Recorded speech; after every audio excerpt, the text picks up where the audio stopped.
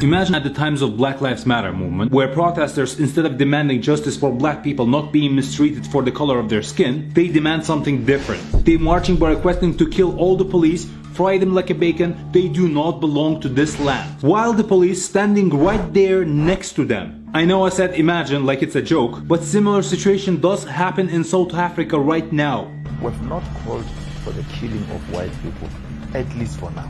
I can't guarantee the future.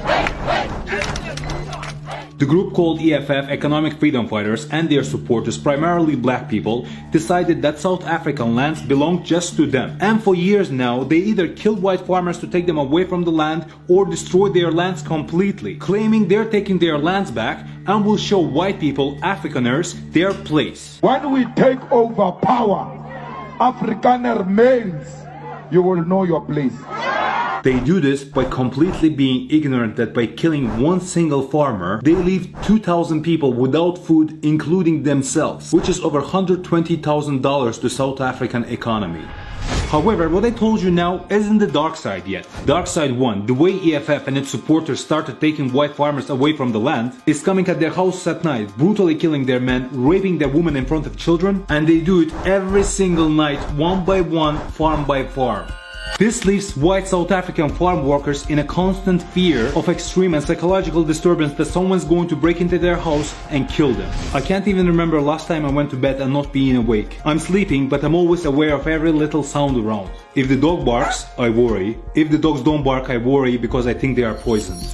Dark side 2. This was going on for years, but for the last few years, the number of deaths, cruelty, brutality increased substantially. And the further along this goes, the worse this becomes. Google death of Brendan Horner.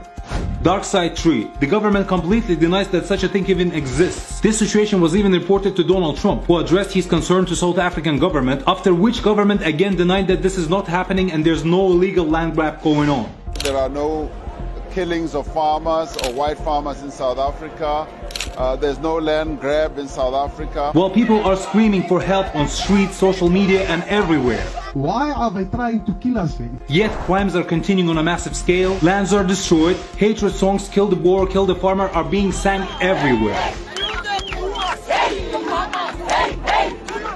Maybe there is a corrupt purpose behind all of this. But with this purpose, South Africa slowly repeats the same mistake as Zimbabwe did, which after similar situation with land grabs, is now in high level scarcity, corruption, poverty and violence.